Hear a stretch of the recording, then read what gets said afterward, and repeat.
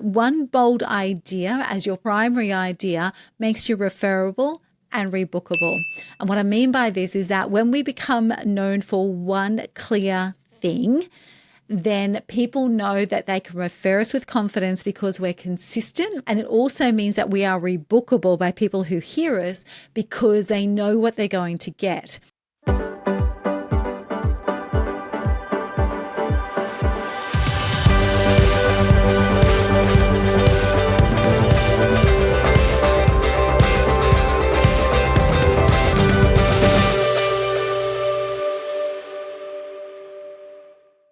So in this episode, I'm wanting to have a conversation. Well, not quite a conversation. We're not in a two-way conversation just yet, are we?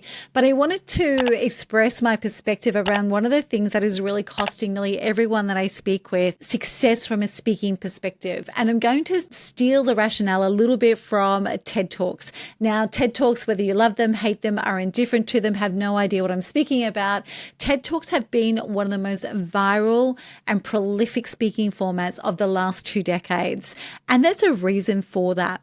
The cornerstone of the TED Talk success is actually the fact that it's about one bold idea. Now, this has always been true for all speaking. The TED Talk format has just crystallized our focus on it. It's also something that is really rearing its head in the rooms and the clients that we work with. And that is, I don't know what my one thing should be. And it's created through what I call the clever trap. So most of us, by the time that we get to speaking, we've actually got a background of some description, or we've got some sort of lived or worked experience that we know the world needs to hear about. But that usually also means that we're clever. There's not one single person who comes into my rooms and has been in any of my rooms in the decade or so that I've been teaching this. There is not one person who comes in who I would classify as not as smart. Every single person that comes in is smart. Every single person who comes in is passionate about whatever it is that they have chosen to take to the world. The number one thing that stops them is the clever trap, is I can speak on all the things. I have all the value. I have all the perspectives. I have all the ways I can help all of the people. And Marketing 101 tells us that we can't be all things to all people, that our success in anything is going to come down to having one bold idea, one clear message that people can land on. Now, we are in the midst of delivering some of our 3-day plus programs at the moment known as Immersion. And the number one request that people want, or the outcome that people want, is clarity around what they should be speaking on. We get that for people, but it is a process. And the reason why I think it's become such a process is that we've actually internalized FOMO, the fear of missing out. If I land on this, do I lose that? If I speak on that, do I never speak on this? What if I choose something and it's the wrong thing? What if I choose something and double down on it and I lose opportunity that I could have had? What if? It's all these things about what do I lose instead of looking at what we gain. So we've internalized FOMO to such a level that's become like this screaming internal crescendo that means that we actually are afraid to land on one thing. And yet one bold idea really matters when it comes to speaking most of all. And why does it matter? Well, there's a few reasons why. The first thing is that it's so people know why they should listen. We're going to talk about structures later in this podcast series. And one of the parts of that is actually getting very clear on what it is that you're gifting people and very clear on what it is that people are going to get from listening to you. And you can't get clear on that in your speaking format if you haven't landed on one bold idea or one clear message that you're going to deliver. You also need to ensure that people know your key message. People can't find you and people won't buy you unless they understand what your clear messaging is. It doesn't matter how passionate about it you are. It does not matter how much you know the impact it will make. None of that matters if people don't understand what your key message is and why they should buy you and trust you and give you their time. The other thing is that one bold idea as your primary idea makes you referable and rebookable. And what I mean by this is that when we become known for one clear thing, then people know that they can refer us with confidence because we're consistent. And it also means that we are rebookable by people who hear us because they know what they're going to get. Now, This is not saying that in your business or in other avenues of your speaking that you may not do different things, but don't do them all together. This is the important bit. The other reason why we want one bold idea or one very clear message is because we want to make sure that we do not overwhelm the audience. This is the number one mistake that I find with the people that we work with. It's like, I'm so clever, I'm so smart, I know all the things, I can get the things in there, I can show them all the value, I can do all of this. If you have truly an array of things that you have such deep lived and worked experience across that you actually believe that they all should get into the marketplace or all should get into the arena or all should be heard by people, that's great. But chances are that they are specific and different speeches and presentations. So what I like to say to people when you're speaking is it's one message to one person in one conversation at one single point in time. Now, the other thing that comes up is, but I don't know how to identify that one thing. Like I said, there's fear around this, and my mantra has started to become, there is flirting, there is dating, and there is marriage. So we don't have to marry everything that we're good at. We don't have to marry every speaking topic we could come up with. We need to flirt with a little, play with it a little. We need to date it. We need to actually get out in public with it. You know, flirting's kind of almost a little bit clandestine and only we really know about it. Dating is actually going out and putting it into public and people also knowing about it, not just you. And then marriage is when you decide that this absolutely is. So part of actually building your speaking muscle is you may run at a few topics or a few clear messages before you actually find the one that you're going to marry. And you need to be prepared to do that.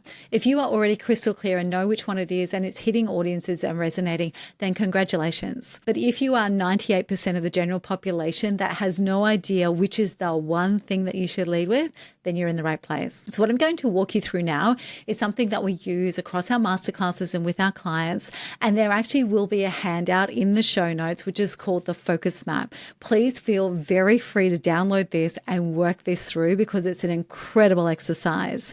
So with the focus map, it's 4 quadrants. So if you actually divide a page into 4, it's 4 quadrants. And in the top left-hand corner is where we actually list out all your experience. Right? So all your experiences, where does your experience sit? What is it that you know you can do because of having done it? So that's all the things from your experience that relate to the ideas that you're thinking about. The second quadrant on the top right-hand corner is knowledge. It's all of your knowledge. So what are all the things that you know? What are your qualifications? What are your certifications? What's your systems knowledge? What's your lived experience knowledge? The things that you know, whether or not you have lived experience in them. For subject matter experts, we quite often forget the qualifications that we hold, the projects that we've worked on, and the results we've achieved. So experience is the things that we've done. Knowledge is the things that we know. And these are the things that dovetail together. So some people feel like they really cross over, and they will do if the majority of your speaking message is around lived experience. But think about the things in the top left-hand corner, which is your experience, and the top right-hand corner, which is your knowledge. Then in the bottom left-hand corner, you will see that it says coffee questions. Now, this is called coffee questions for a very specific purpose. This is the things that people pick your brains for. This is the elements where people ask you questions over coffee, where they seek your counsel and your advice in the hallways, in conversations when you're at a bar, when you're at a restaurant. These are the things that people seek you out to ask you questions about. Now, the waiver here is, or the bumper rails I want to put into this for you, is that if people are coming at you with questions about everything, just hone in on the ones that actually relate to the sorts of things that you might speak about. If all of your coffee questions are completely unrelated to your experience or your knowledge, then we do have a problem. But generally speaking, most people who are looking to shift gears into speaking from lived and worked experience will have very clear ideas on what this is, what people seek you out for. These coffee questions are important because they're an indicator of what people will naturally lean into you for advice around. And this is actually a really good lead indicator of where we should start for you. And the fourth question is, what would you fight for?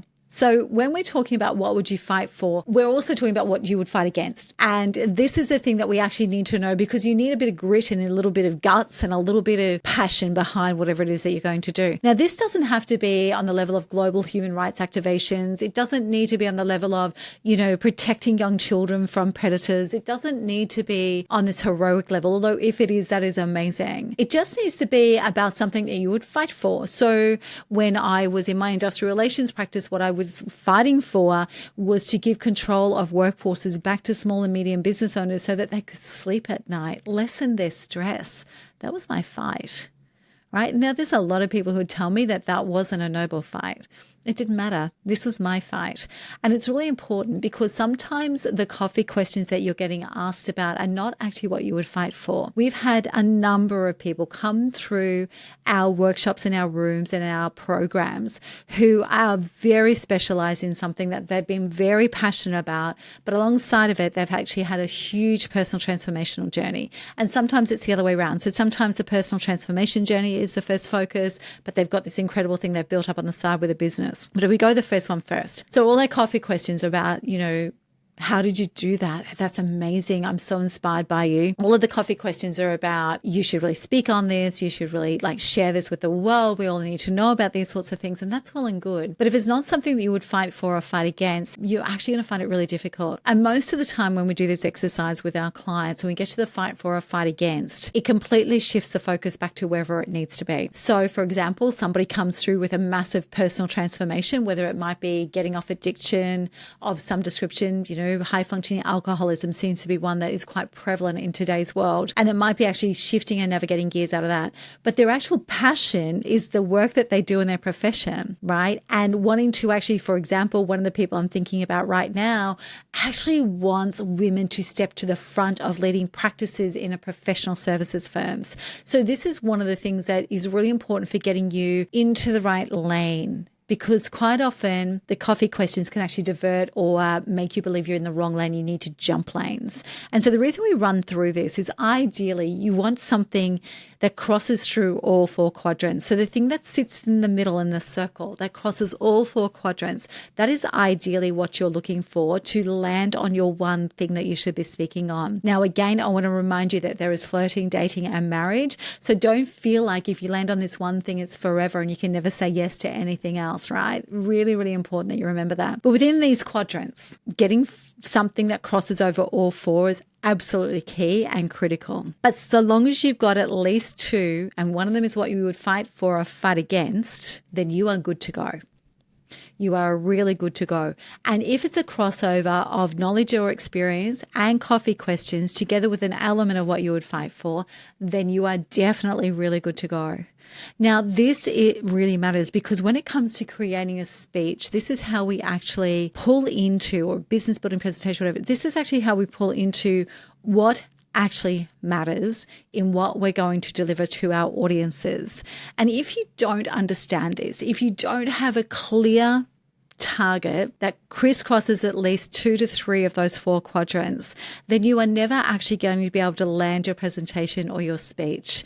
This is showing up time and time again. Just recently, I talked earlier about we're in the midst of immersion programs right now, and the last one, we actually had 3 people that realized even their businesses were too diverse for the problem that they're actually well best at solving. So it's a very important exercise. It's actually something that you need to double down on. And as I said, you don't want to be so erratic that you're changing big, bold statements and ideas all the time, but you can absolutely start to play and start to, just brainstorm what the one thing could be. And the piece of advice that I'd like to leave you with is, if you find yourself resisting landing on one thing, I think the terminology that was used recently with me was, I'm always running an options program. And before I learned the importance and the value of this, a girlfriend of mine said to me once, it's like you've always got your door and exit stage right. You always know where you can get out. And this is not about closing those exit doors. And this is not about closing down all the options. This is about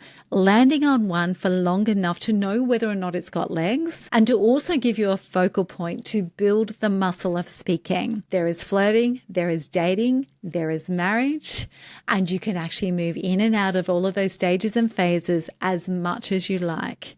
But the important thing is every time you build a speech, a presentation, or a keynote, you should know what the one bold idea is and the very clear message is that you're focusing on for this one.